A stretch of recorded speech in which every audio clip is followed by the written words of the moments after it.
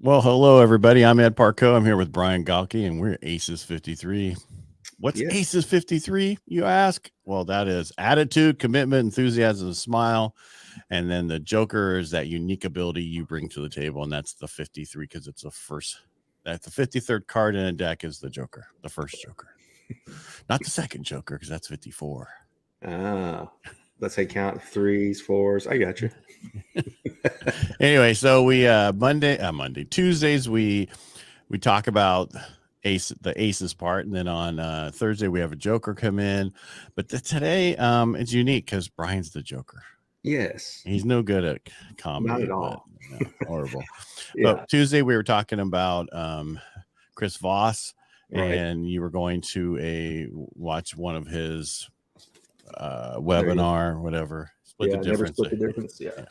And so you did, and we thought we'd see if you learned anything. Right. Yeah. He was on. So I'll be back in 20 minutes. Yeah. Exactly. No, he was on a podcast yesterday, and he came on, and ironically, he was You in mean Dallas. on Tuesday? Huh? Yeah. Today's Thursday. Hello. Yeah. I don't. Yeah. What day? I know everything runs together. It was Tuesday. Yeah. Whatever day he was here, Yeah. he was actually in Dallas to speak. So I was trying to, on the webinar, be like, so where in Dallas are you at? And I was going to try and stalk him and meet up with him. But that negotiation tactic failed. Okay. And but the good news is the people who did the webinar said they'll put me in touch with his people. So who knows? We'll see if we can ever make it happen. But But he won't be in Dallas at that time. oh, you never know. They come around and do training programs. So we'll see. I actually have a picture with him from 5 years ago that I found out where he was in Dallas. And I was still a corporate employee at the time. And on my lunch break, I snuck over there and knew where in the hotel it was. And when they went on a coffee break, I went inside, got a picture with him, and then just left. Had him sign my book too. So, but anyway, who are we talking about? We were talking about Chris Voss, wrote the book, Never Split the Difference. And it's a negotiation book. We talked about it on Tuesday, former FBI negotiator. And he was on like the international kidnapping, like task force organization, all that.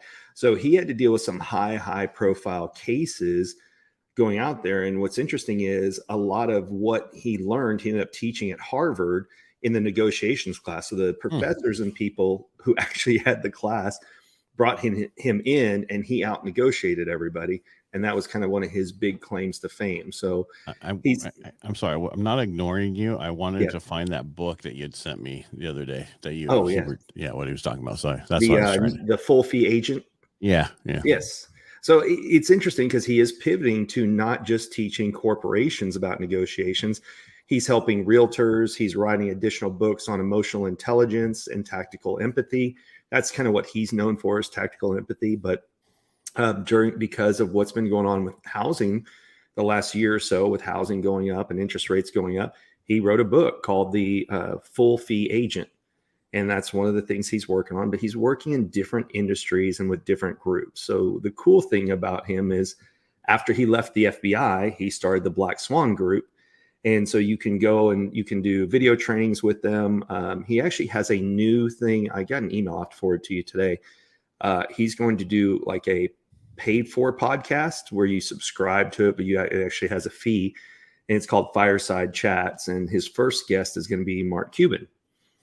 But it's all going to be other people besides him. So he's going to give in a little bit of his tactical empathy. What did he learn during that period of time? What did his version of the Joker, what we're calling the Joker, what do they bring to the table? But he's launching that this next week. The first episode is free. So if you're watching, go to his website, Black Swan, I think LTD. I'll put it in the show notes. And you can watch it for free this 1 week, and then it'll be a paid for platform after that.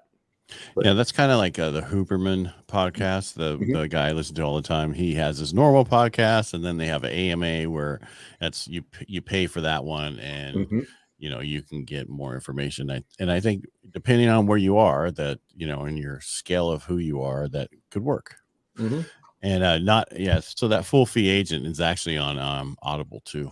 Oh, is it? Okay. Yeah, I just noticed that. Well, the funny thing is, I guarantee it's probably not him on Audible, because we talked about it on Tuesday. When I first listened to the Audible of his book, very eloquent speaker. And then he comes out and he's a Missouri guy who then lived in Boston, New York, all over. And so he sounds more like a New Yorker who smokes a pack of cigarettes than he does the guy on Audible. So it threw me at first when I met him. Yeah. But it's interesting. He's also just recently doing a book now where people could purchase the right to have a chapter in the book. So he's expanding into multiple different regions. He's doing that too? Yeah. Oh. Yep. He did that too. It was a little pricey to do it, but you know what? With a name like his, he can charge for it. So I'll let people do their own research on that one. It may actually be full because this was about a month ago that he was doing it. But I sat and watched the webinar, and I'll tell you, it was pretty damn tempting to think to help be a part of a book that has his name on it, just because I love his stuff. So right. Anyway, I take it you're not in it then. No, not unless you want to let me borrow some money. Like I said, let's just say it's a good chunk, but anyway. So what he came on and talked about is a little, obviously the book, his history and everything, but what he went through was some of the things people get right and wrong in negotiations. And so the first thing is this one called an accusation audit. And because, as Ed pointed out, I'm bad about reading it to you, I'll just give you the summary and you can read it down below. But an accusation audit is anytime that you feel that the customer has a preconceived notion or a concern, you just call it out and name it right up front. So if you're coming in and let's say you're a salesperson for an organization, there's a lot of people who start off and say, hey, I know you're thinking, I'm gonna have to tell you something. And guess what? You're right. By naming it or calling it out up front, you relieve that pressure and that concern because everybody's waiting. Like we've joked on the podcast before. It's like when people go out on a first date, they're waiting for the end of the night for the kiss. Well, they're just waiting for that. So if you bring up their concern or question up front, it helps alleviate pressure and you can kind of move on from things. And that was kind of where he started it with was naming and labeling those concerns help take out a lot of the tension when negotiations are involved. Now, the other thing that was a little bit interesting was when he started talking about negotiations, it was that really by focusing on loss, it's easier to negotiate because people are either drawn towards pleasure or away from pain. And most time, people don't think about the money they'll make. They're concerned about the money that they would lose. Mm-hmm. So, for example, if you're having a negotiation with somebody and they think there's a greater loss to their side, then they'll try and negotiate in a hurry because they don't want things to drag on. So that was an interesting one. Stay there because that's like right now in my industry. Mm-hmm. Prior to rates going up and everything, people could buy a house without question and their payment would be the same as rent or less. Yes. Now it's the opposite way. And so much more that people are like questioning, should I do this? Or before they didn't even question. They're like, yeah, this is a great idea. I'm taking $100,000 out and I'm able to keep my payment the same. Yes. Now it's not the same. And so it costs, and people are doing the same thing right now in our industry. So you actually have to get back to sales and help them walk through the process. I had some people yesterday went through that whole thing. I thought they got it. They got it, but they just didn't want to move forward. Yeah. You follow me? Because the pain of making that payment, because they've been living in a house for 3 years with no payments. Yeah. It's a long story. But anyway, and so it's like, yeah, it's just, so it's hard that's that pain, that you're talking about, or pleasure. The pleasures, they really like this house, but the pain was, I don't know if I can make that payment. And every time someone says that, once you get into the house, by the second payment, you're like, this is no big deal. Yeah, what becomes the norm, right? That's how we all went through a majority of life. Because when you start off young, you're working at fast food or retail work, or something where you're not making much. And you think, oh, I can never afford it. But the funny thing is life adjusts. You somehow figure out how to make it happen. Having a kid, it was always that, well, we'll wait till there's the right time. There is no right time to have a kid. You just have a kid and you figure it out. Because you have to, it's when you're forced to adjust or expand, you tend to do it. Now, there's a few exceptions of people who don't, but you're right. It's that perceived fear of loss that causes hesitation in a lot of people. So, and then what he also talked about is what he's known for, and that is tactical mirroring. Now, what was really interesting about this one is he did talk about you match people's words and you match people's energies and everything. He said, except for if people are erratic. And he even brought up that he studies other people like the Wolf of Wall Street, Jordan Belfort. He takes other classes. He reads other books. And he said, the one thing that I disagree with some people is they always say, match the intensity and emotions of the person you're talking to. Mm-hmm. He said, we never did that as negotiators in the FBI. Because can you imagine if they're sitting there and screaming a demand and I start screaming one back? That doesn't work. So never know. You can try it. You can try, right? But he said if you ever are trying to de-escalate something, then matching intensities doesn't tend to work, at least in the experience that he had with being in the FBI. What was interesting about that, and this comes to you naturally, and you've talked about this in other episodes, and that is one of the things that's helped you in your business is having that low, deep voice. Well, in his book, that's what he calls the late night DJ or FM DJ voice. And he talked about that when you're mirroring and matching and they're erratic and they're yelling and screaming, you can start to change that negotiation by going ahead and starting the lower, slower, late night DJ voice. And he actually gave a tip, which I don't remember reading it in the book. And that was in addition to slowing your words down and purposely lowering your tone, when you lower your chin, it automatically creates that type of voice. Versus when you raise high, you talk high, but when you bring low, it sounds lower. So it was an interesting physical technique that he taught that I don't remember reading in the book. Here's an example. So I think I told you I've been doing live radio this week, 5 to 6, right? I've said that, I guess, a few times. And yesterday, I do my opener, I'm doing the thing, and then it's the break, and the producer's like, "Hey, can you bring the energy a little bit, please?" I'm like, "Am I that bad?" Because I was just, it's my voice, and he's like, "Yeah." He goes, "If you think you're over the top on energy, you're right where you need to be." Yeah. And so it was like, when I came back, I was like, "Hey," I was like loud. And I said, "Hey, I got my coffee in while I was gone, and it's so much better now. So let's get moving on this." Yeah. Mike Rowe, when he came out and talked at one of the events I went to recently, he's got that deep voice and he talks slow. And when he tells stories, you're kind of like, "Oh, I want to listen." Hey, Grandpa, tell me how it is. Yeah, exactly. He just has that very soothing, calming voice. Like you almost want to hire him if you have to deliver bad news. Somebody like, "Hey, Mike, can you go tell them that for me?" But he has one of those soothing voices. And what's funny is well, not funny, but he was trained in opera. So at the event, he actually got up and sang an operatic like melody, and then sat right back down, right back to the deep voice. And so this guy can work all the ranges, but what's his normal tone is this. And what does he do? He ends up not just being on TV, but he does a lot of voiceovers if you listen to it, kind of like Morgan Freeman, right? And I watched something the other day, and it was James Earl Jones when he did the original, what was it? He was Star Wars. He did, yeah.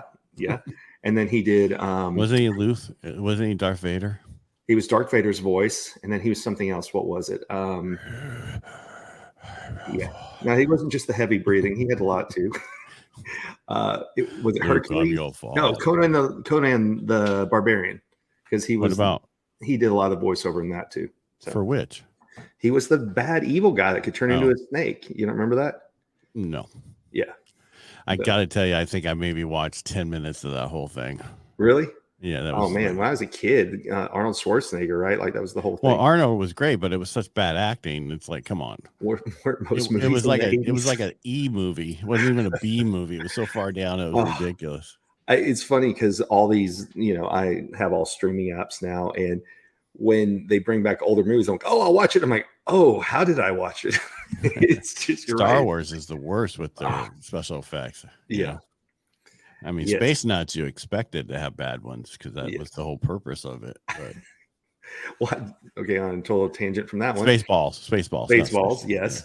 Mel Brooks also released his other movie, History of the World Part 1, back onto Hulu. But I'm sorry, History of the World Part 2, which I never thought they'd ever remake something like that, but turns out they did. So we talked earlier, what does the deep voice do? And that's basically, it establishes trust. It creates influence. When you learn to slow down, we associate talking fast with nervousness. Just as general people, we do that. I'm a fast talker. Brian Bogert's a fast talker. And when people talk too fast, that's what we associate. And that's why we tell people slow down. And that's something you're pretty good at, Ed, is you just kind of slow down your talk when you're talking. On the you missed the most important word in there, the fourth one. Authority. Yes, it creates authority. Yeah. That it does. And so I kind of mentioned this earlier. I got ahead of myself, but he gave the physical reaction of what you do. And that's just when you lower your voice, or lower your chin, it automatically lowers your voice at the same time. Does it really? Does it really? Does it? It kind of does. I played with it afterwards. I'm like, I'm going to test this shit out. And sure enough, it did. Yeah. So it was, like I said, it was a good one because you got to hear it from him and not just read it. He talked about experiences. He gave different stories, even with negotiating things in the business world now outside of being with the FBI. But you have to sit there. It is interesting that look at a lot of the negotiation books, body language books, you name it. If the person comes from, thumb hit that one.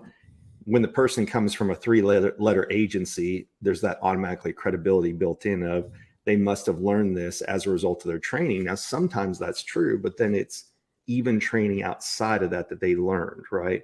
And the reason I bring that up is when people are getting started, it's always that, well, I didn't work for this, I didn't work for that. But remember, it's the skills that they added, because thousands of people are in every one of those organizations.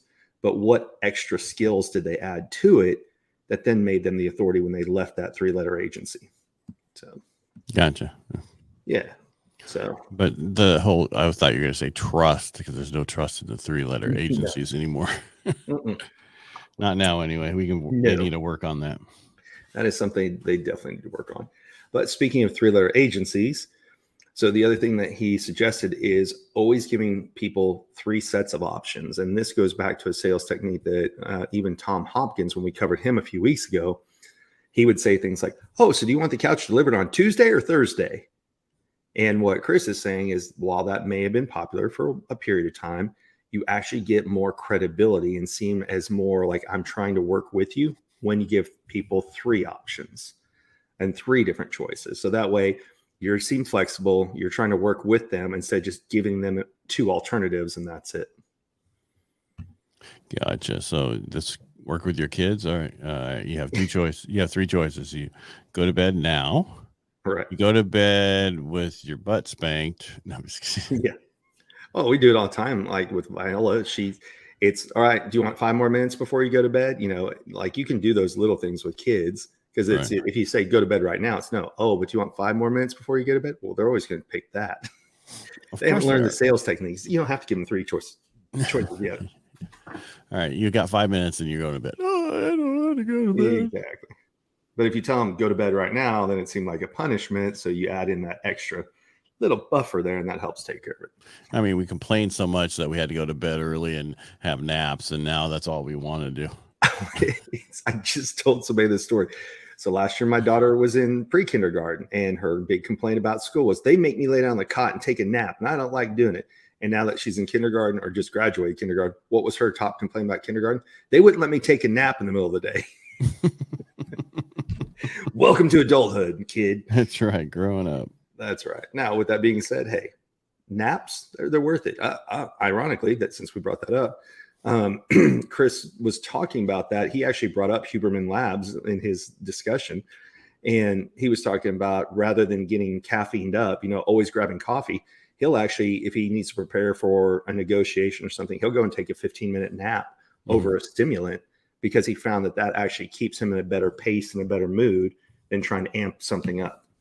Yeah, the other day I was like sitting here working on stuff here at the office, and I'm like, you're just tired from all, so I went, luckily I have a sectional in my office.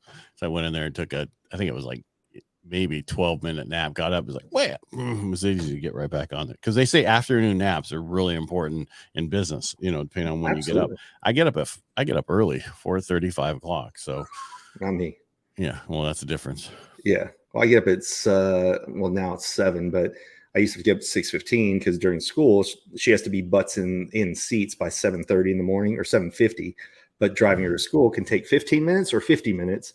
So we always had to be out the door at 7 o'clock no matter what. So I was up at 6:15, coffee, make breakfast, grab her, take her to school, and then sit in traffic on the way back. But he talked about taking naps. It is interesting that a lot of Europe still does the afternoon nap, right? They closed down shop for that period of time. And it still just hasn't been widely accepted here in the US.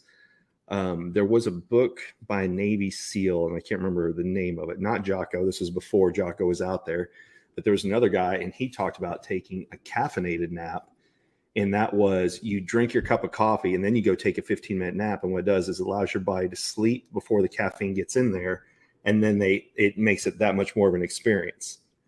So I used to do those from time to time, just like in the middle of the afternoon. All right, make a cup of coffee, slam it, go take. And the important thing was lay on your couch. So like you were talking about your sectional, make sure your feet are elevated above your heart. And that gets you a more deep REM sleep for that short 15 minutes or however long it is. Gotcha. Mm-hmm. All right. I'm going to go take a nap. I'll be right back. Try the caffeinated nap. No, that's all right. Mine are always caffeinated. I got you. I mean, that's the problem about drinking so much coffee. You drink so much, and then it actually has the opposite effect because you have too much. Yes. But that's not what this show's about. Yeah, but we're just talking about just different things to help you get you through the day. But yeah, back to the negotiations and Chris Voss. I think everybody should read his book. I know you said you haven't read it yet.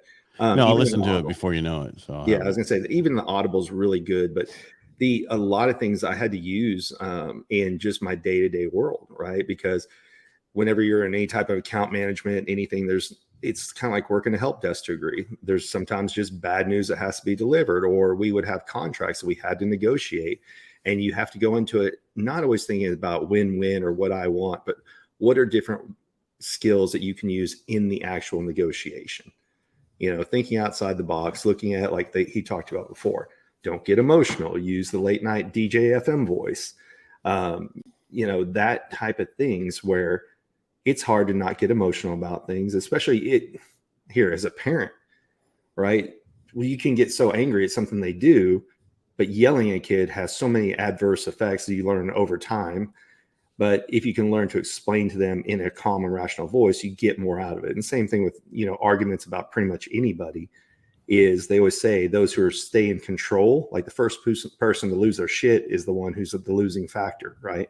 Because then you showed too much emotion. Then the other side's like, I got you now. So it's a good book. Yeah. Well, my thing is this. Kids need to know what ultimate punishment is, though.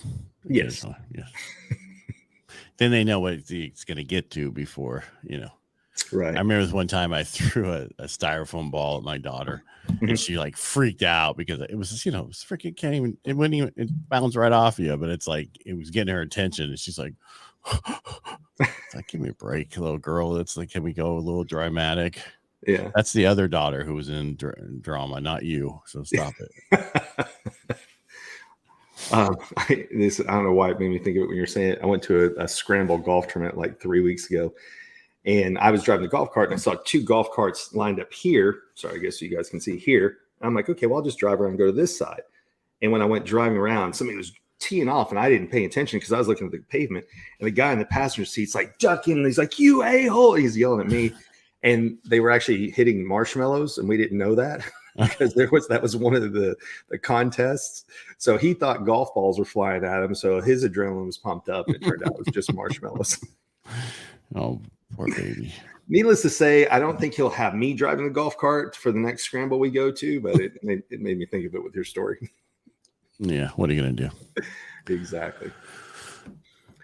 What else you got for us today, Ed? Nothing. This is all about what you learned, because I didn't learn this yesterday. Like I said, I've been a little busy with my other stuff. For every hour of radio live, it's like homework. You got to have like 3 hours for every hour to study and find stuff to talk about. Because you're just talking. You're trying to get people to call you. Yeah. And the more you can names or exactly. And the more you can get them emotional some way, the more they'll call. Right. Well, that's like pique their interest, right? Right. And so, I mean, okay, so he was the FBI guy, all that, but it still sounds like all this stuff is what we learned from the sales guys who learned. So psychology is really huge. I always tell people, if you go get a psychology degree, you would do really well in sales. Well, that's what they say. Or marketing. People. Huh? Or marketing. Like who wrote the book Influence? Caldini. I don't remember his first name, but he started out as a psychology major and then moved into marketing, because once you understand how the human brain works and what tactics to apply, you can control and understand a lot of things. Well, it's just like that whole statement of trying to get somebody to guess the card that you pulled, how you can take someone down a path by getting control of them. It's amazing how that really works. Oh, absolutely. One of the things how that book influenced was they figured out that if they asked people to put a small sign in their yard, then they came back a month later and said, hey, can we put a larger sign in their yard? Then people would do that, right? So, they go, okay, cool. That's why at grocery stores, what they do, they give you the free little sample. So then you're more likely to buy it versus just going past it and deciding to buy it on the fly. And that's why a lot of things have, the 7-day free trial. Then you hopefully just forget about it. But once you spend a little bit of money, you and I have read the same book, Russell Brunson's book, like Traffic Secrets and everything. And that is anybody who buys an entry level product is seen on such a more likely tier to buy an additional product because they've already invested with you. You've already got their credit card number. So they're willing to take that next step. So then it becomes a negotiation of what's your product? How do you create value? What makes them pull the trigger? Right. And that all has to do with their stacking through their funnel, what they have you in. Just say no for multiple times and you'll get it cheaper. Exactly. No, it's exactly right. Anybody who says yes the first time around, you're like, sucker, you're wasting money. You owned it at the highest price possible. Exactly. Wait. Don't go anywhere. We got one more chance. Yeah. Okay. No. But wait, there's more. Yeah. So anyway, go back. Here's his name again, Chris Voss. The book, Never Split the Difference. Like I said, I highly recommend it. You'll know if I really like a book if you see me like make notes and dog ear it and everything else. So is that what that means? Or you just I thought we meant you disrespectful to the book. You just don't care about it. Not at all. I love me some books. I like Audible, but then I'm just like, dang, I can't underline it and go back and find it later. I know. That's why I like when they give you like the PDF stuff you could have in there and stuff like that. Right. Yeah. Which they're getting better about that. Well, it's interesting. Steve was talking the other day that if he does a third book, he may just do pure Audible with it because people will buy an Audible and listen to it right away versus a lot of people buy books and never open it. So the greater impact is put it on Audible. I believe it. One of us is having problems. Yeah. I totally agree with that because there's somebody else. I was like, they had, multiple books on their stuff. I went to them and it's like 30 pages, 70 pages. Right. And so it's like, okay, what kind of book is that? But I guess Audible would be better. Right? Exactly. So, because then you can even do a video on it and break it up into a course. Yep. So 100%. And that's what I still need to do with mine. And there's so much I need to do and just not enough time in the day. Yep. Well, quit moving dirt and actually do some work. I'm not moving dirt anymore. I'm trying to pull something up, but anything else you want to go over today? My internet will be fixed. Like I said, the July 18th or 19th. One of those two. I think just wish everybody have a happy 4th of July. We forgot about that. Yeah. We won't be back next week because of 4th of July. So I think we will be back a week and a half from now since today's Thursday. Yeah. So we'll be back on schedule the following week, but next week we're taking off. We're going on vacation, celebrate America. And my birthday. Oh, and your birthday. That's right. Yeah, my birthday. Yes. Yeah. Hey, look, I'm going to go to Vegas to celebrate your birthday. How nice is that? There you go. All right, let's again, thank you for watching. We really appreciate it. If you like what we do here, just the best way to support is to subscribe our YouTube channel, which is Aces53. Also, Ed Parcaut is mine, and Brian is Subtle Skills. Yep. And so make it a great day, and we'll see you in a week.